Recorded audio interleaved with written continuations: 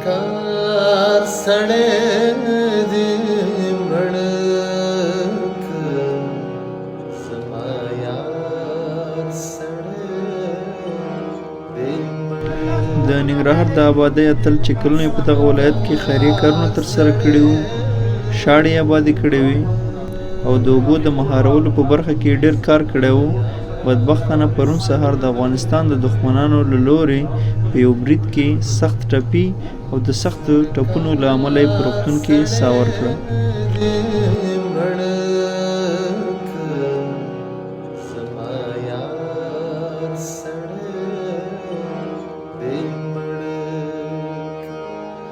صدقار سړی دی مړک زما یار سړی دی مړک.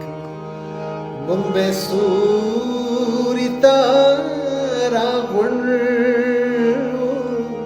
مونږ به سوري ته راغونډو، څه چې نار